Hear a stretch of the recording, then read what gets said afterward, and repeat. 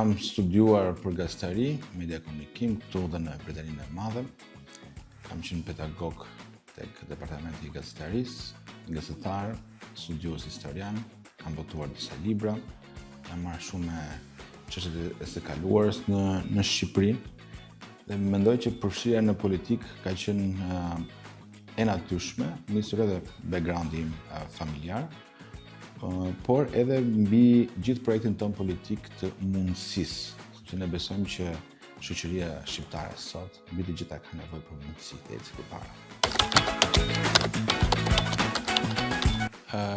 Dëgjoni, ne kemi qenë forca e vetme ndoshta që kemi folur më herët për çështjen e financimit të partive politike në Shqipëri.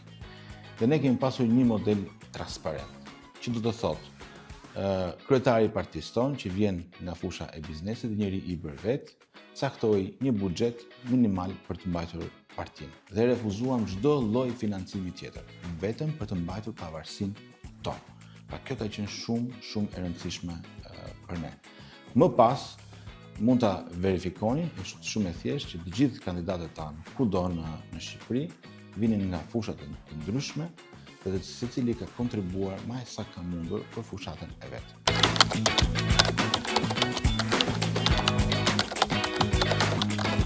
Kjo është pjesa më krenare që ne kemi si Parti Mundësia. Sipas Komisionit Qendror të Zgjedhjeve, numri i kandidatëve gra tek Partia Mundësia ishte më i madh se çdo parti tjetër.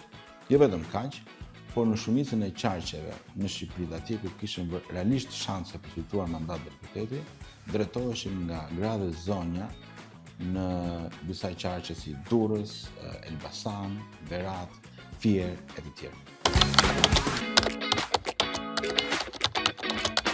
Personalisht kam besuar që kuotat nuk janë zgjidhje përfundimtare. Unë besoj në një shoqëri mundësish dhe gjithëpërfshirje. Sigurisht, në momentin që kuotat vendosen, ato duhen respektuar dhe madje duhen të kaluar. Por, duhet kemi gjithëpërfshirje. Më ka bërë përshtypje që pavarësisht kuotave të zonjave në këshillat bashkiake, që duhet të jetë 50%, kjo nuk është respektuar. Pra kemi pasur zonja të vendosura fiktive në lista, të cilat pas marrjes së mandatit kanë dhënë dorëheqjen për të plotësuar më pas nga burrat. Dhe ky është një shembull konkret që tregon që shpesh edhe kuotat kanë dështuar në Shqipëri. Kështu që nevoja për gjithëpërfshirje dhe një shoqëri në bazë mundësish të barabartë, mendoj që është më e drejta dhe ajo që na duhet. Rrjetet sociale janë pjesë e pandalshme tashmë e politikës, aq më tepër në Shqipëri, ku përfshirja në media e partive të reja e kandidatëve është shumë e vështirë. Pra, media është një qark i mbyllur në Shqipëri. Ndaj dhe rrjetet sociale janë një mundësi e mirë që çdo kush të tregojë veten, të shpalosi programin e tij, idetë e tij, dhe kjo është një mundësi fantastike për çdo dhe ne kemi shfrytzuar më së miri.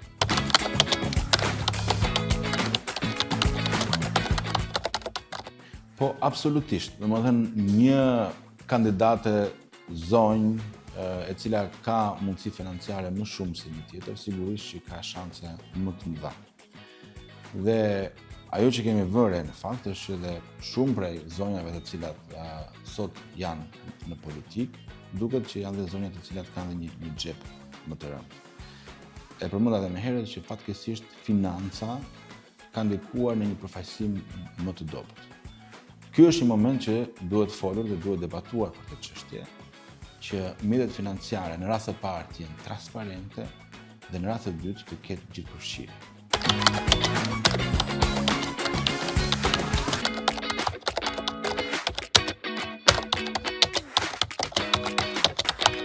Mendoj që duhet të jenë vërtet mendje hapur, përfshirjen e zonjave ta shohin si diçka integrale tyre.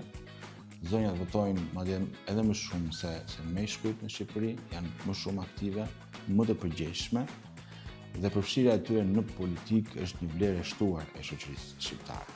Dhe personalisht mendoj që sa kohë ne të kemi më shumë zonja në politikë dhe zonja aktive, të cilat të kenë ambicie të qarta për leadership, mendoj që shoqëria shqiptare do të jetë më e mirë akoma.